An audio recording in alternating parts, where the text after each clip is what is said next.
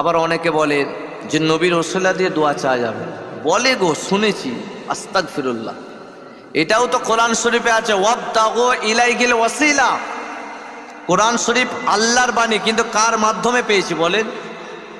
গারে হেরাতে আমার নবী পাক সাল্লাল্লাহু আলাইহি সাল্লামের কাছে জিবরাইল আলাইহিস সালাম আসলেন। প্রথমে বললেন ইকরা, ফের দ্বিতীয়বার বললেন ইকরা। তৃতীয়বারের বেলায় নবী পাককে জড়িয়ে ধরলেন।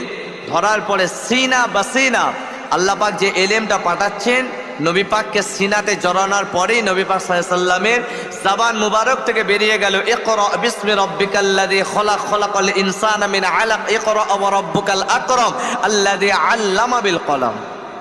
আমি যেটুকুন ওয়াজ করে চেষ্টা করে আল্লাহর কোরআন ও হাদিস থেকে বলার জন্য।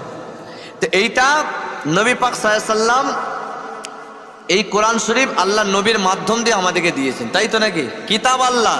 अरे बुखारी शरीफ আছে আনা कासिमुन, मेरा अल्लाह ने मेरा नबी को कासिम बनाया। कासिम का मतलब क्या है? हर चीज का मालिक मेरा अल्लाह है। आसमान का मालिक मेरा अल्लाह है, जमीन का मालिक मेरा अल्लाह है, सूरज का मालिक मेरा अल्लाह है, चांद का मालिक मेरा अल्लाह है, दोनों आँख का मालिक मेरा अल्लाह है, हाथ का मालिक मेरा अल्लाह है, अल्लाह ने पाक का मालिक मेरा अल्लाह है। हर चीज का मालिक कौन है? मेरा अल्लाह के। मगर बटने का पवार मेरा अल्लाह ने मेरा नबी को आता फरमाया है। जोरे बोलून ना सुभान।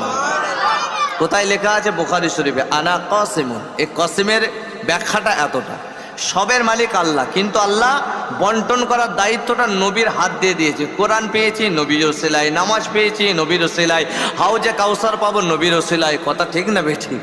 যা পেয়েছি নবীর ওসিলায়। আল্লাহ চাইলে তো নামাজ ডাইরেক্ট দিতে পারতেন, কিন্তু নবীকে ডেকে দিদার করে নামাজ দিলেন।